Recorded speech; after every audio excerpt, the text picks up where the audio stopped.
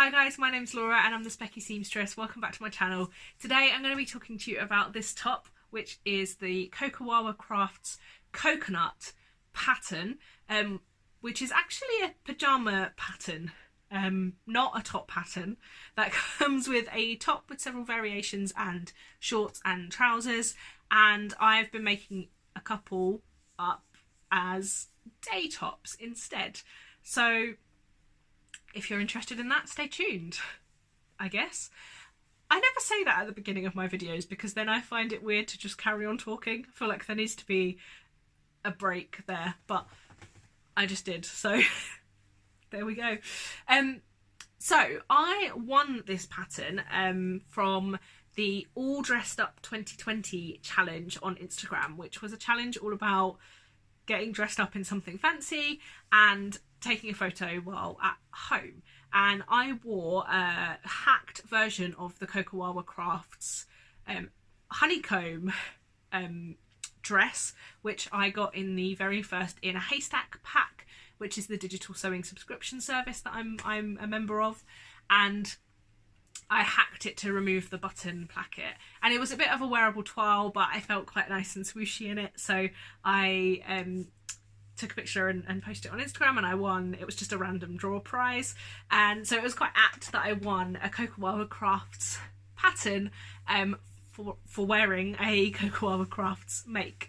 And I had seen the coconut pyjamas release, and if I'm honest, hadn't been immediately drawn in by it. So the Cocowawa Crafts Coconut pattern, which I'm finding a real tongue twister to say, is a woven pyjama pattern for a top with a gathered neckline that you can add a flounce to, a collar to, long sleeves or short sleeves which can have elasticated like puffs to them, and frills, and shorts and trousers which can also have frills as you choose, with just an elasticated waist. So you've got quite a lot of options there, and all the versions I'd seen, like all the tester versions and the versions that Anna from Cocowawa had been sharing, had quite a lot of frill to them, and I'm not a big frill person, so it hadn't immediately drawn me in as a new pattern that I kind of wanted to go and buy. But it's quite fun when you get a pattern that you wouldn't necessarily have bought yourself, because then you kind of go and explore, I think, some of the other versions of it and what you might make. And initially I thought, well, I'll make the bottoms because I've been looking to make some pyjamas recently, and I have some fabrics that I might be filming a fabric haul later today, maybe. I think my fabric haul is actually going to be in 2 parts because it is pretty epic, which is less than ideal. I mean, more than ideal. One of the above, or both. And I'd kind of thought, well, I'll make up the trousers. And then I thought, well, what's the harm in making up the top and seeing if I like it? And I'd mostly been convinced by 2 versions I'd seen on Instagram that included this neckline that was gathered and elasticated, but not with a ruffle or not with a frill or not with a collar, which were kind of just a little bit simpler. And I thought, I quite like the look of that. I mean, I really liked the look of it, but will it suit me? And I think that quite a few people, particularly if you are larger chested, might have the same concerns. Not concerns, that's too strong. Might have the same thoughts that it wouldn't suit them, because I think, you know me, I love a bust dart. This doesn't have any shaping other than the gathers that are included in the neckline, and I wasn't sure if it was gonna hang slightly weirdly or maybe look a bit maternity. Yeah, I wasn't quite sure about it, but I thought, well, I've got plenty of toile fabric. I'll give it a go, and I'll see how it fits me. And I was really delighted with how it fit me, and I really was surprised at how much I actually really loved the pattern as soon as I tried it, because you know that I like a basic top with an added something, whether it's an interesting colour blocking opportunity, or interesting sleeves, or an interesting neckline or something, and this kind of did it for me. It's just a simple top, and although it is sold as a pyjama top pattern, it is definitely day wear appropriate. I mean, both of the versions that I've made so far are day wear versions for me. I don't really wear like pyjamas, like pyjama tops in bed. I normally wear pyjama bottoms with like a vest top or something. So, you know, I'm not making them as PJ tops, but they're so comfy and just really easy to wear. And I mean, I've filmed a vlog last week showing you this with my dungarees, and I think it works really well under dungarees. Again, bit of a surprise, really happy surprise, very, very pleased with that. And I'm actually now raiding through my stash thinking, what else can I make coconuts out of? Because I really like them, and it's not particularly a fabric hungry pattern, and it's just quick and simple to make up and really, yeah, nice to wear. So I made up a toile, which I'll pop in a picture of, in a duvet cover, and I decided, having looked at the pattern instructions and the versions that I'd liked online, that I was going to go slightly against the instructions, and I was going to add bias binding for my elastic casing. Now there is an option for that in the pattern, I think for the ruffle on the sleeve, but I just thought that this was a really nice clean way of finishing this without having to fiddle around with narrow hems, or without having to fold over the neckline twice. Now the neckline on the pattern is not particularly curvy, it's quite a flat neckline just with a curve around the shoulders, but I still thought, do I really want to be faffing around pressing curved channels for elastics when a bias binding one will work? And I was lucky that I had wide enough bias binding and narrow enough elastic that this would work. So let me find that. This is my elastic. It must be 1 centimetre wide elastic, I think. And my bias binding is somewhere, but it's 2.5 centimetres wide. So by the time you lose the piece that you sew here and a little bit of seam allowance for you sewing it down, and to give enough room for you to stitch down without having to worry about stitching the elastic, that's kind of quite a good ratio. And it worked fine. It's given such a nice like closure that I've done it on both versions. So this is my second version. The first version is here, and I made it out of a really lovely Liberty cotton lawn that I bought in their sale. I think it was their summer sale last year.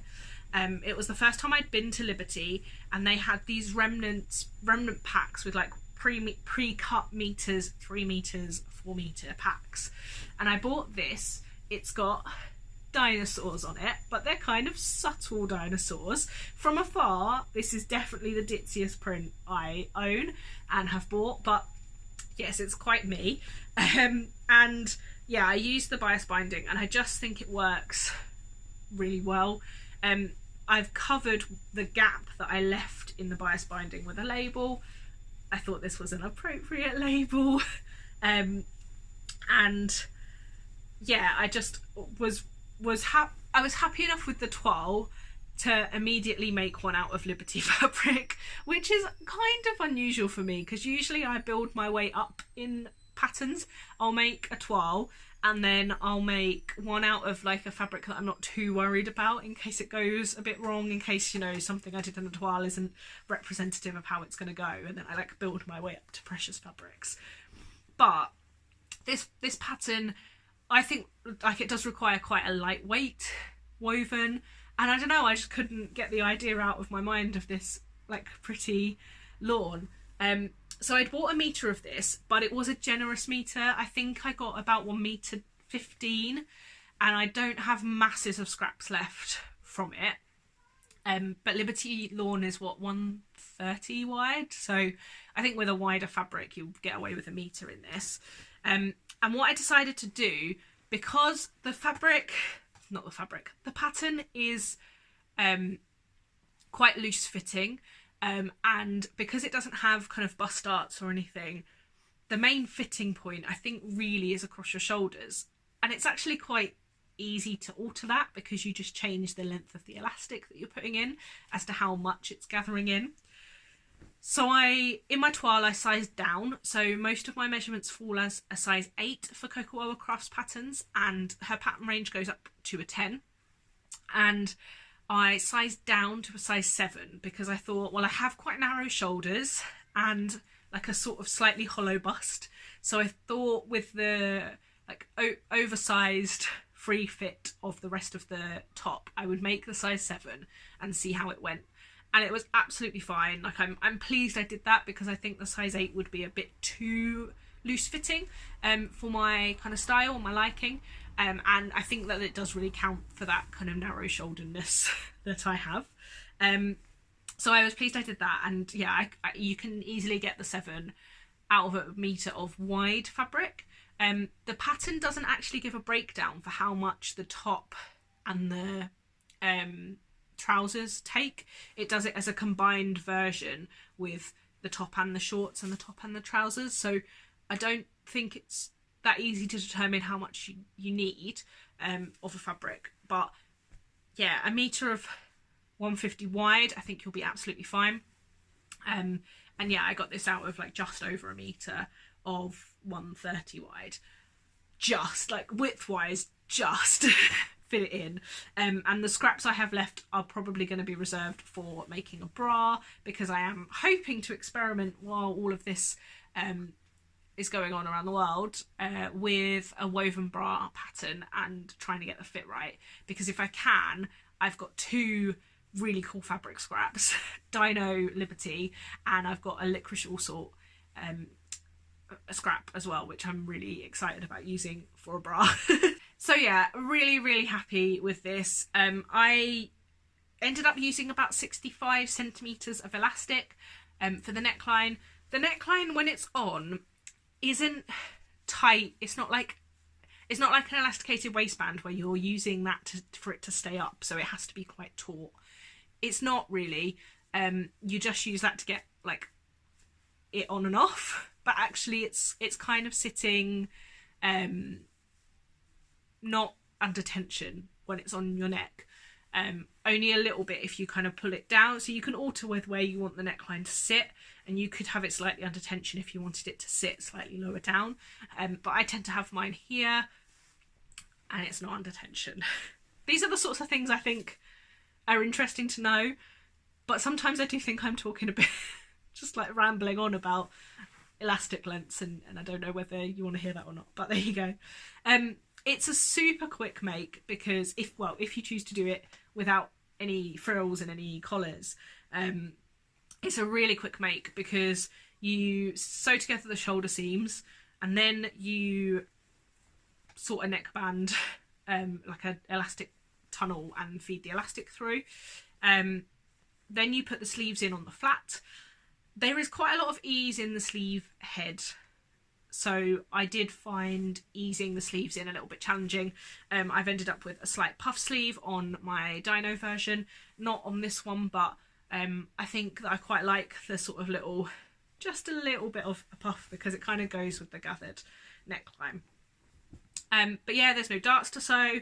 Once you've sewn the sleeves in, you just do the side seams and that's it. Like it's a super quick make, and I'm definitely going to be making more.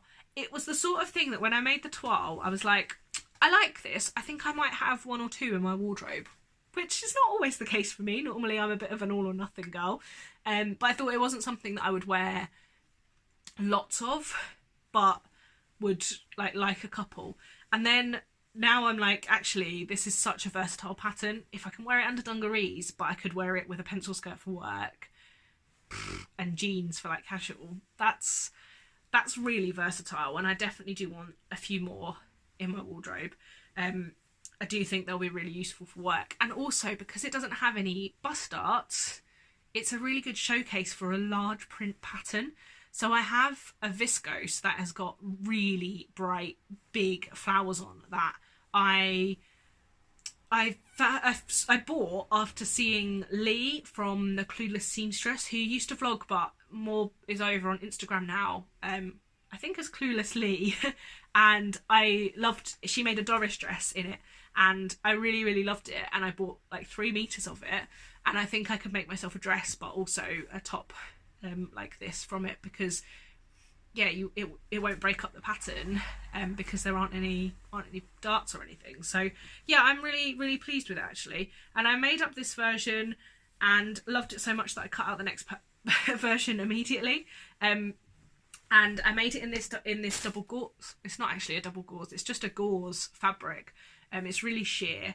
I bought it from Goldhawk Road when I went there with Yvonne, who is getting a stitch on Instagram, and I fell in love with it, which surprised me because I don't normally go for sheer fabrics and I don't normally go for metallic fabrics.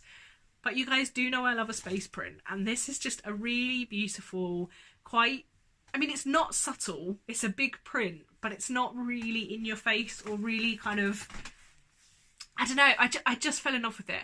And we saw it in the very first shop we went into in Goldhawk Road, and I was like, oh, I really love that, but what am I going to make with it? Like, I don't know what I wouldn't wear a see-through top, I wouldn't wear a see-through dress. I don't really want to have to faff around with lining things. I mean, this was, well over a year ago, and my sewing skills weren't as good as they are now, and I was like, yeah, I don't think I'll get it. And then we had to walk past that shop on the way back to the station, and I thought, oh, do you know what? It's like £5 a metre. I'll buy a metre of it and I'll see. Again, I think I got a slightly generous metre, but this fabric was 150 wide, and I got it fine. Like, I didn't have to really pattern Tetris or anything at all. Obviously, I have made the short sleeve version, and I will add to that fabric requirement like a little asterisk of I did shorten the sleeves by about 1.5 inches. So because they're a good length for me, I'm happy with them. When they were the short sleeve length of the pattern, they came to my elbow, and I'm not a big wearer of elbow length on a woven make. So yeah, that's another caveat to the probably from a metre most of the time thing. But it actually makes the perfect coconut. Like, I'm so happy that I had this in my stash because I think it's a really beautiful version. I was worried that the bias binding would look a bit messy because you'll see the elastic and the kind of edges, but when it's all gathered up, it just looks fine. I also did a bias binding hem on this to keep it nice and neat, and yeah, I'm just really happy with it.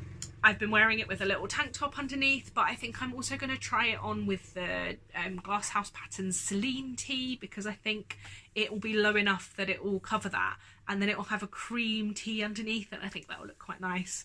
But if I'm feeling particularly fancy, I might put a posh lacy bra underneath and roll with it, because I'm going to be making some posh lacy bras, so maybe, we shall see. And as Kate from In a Haystack pointed out, it will be great as a swimwear like cover up as well in the beach over summer, if I can go to the beach over summer.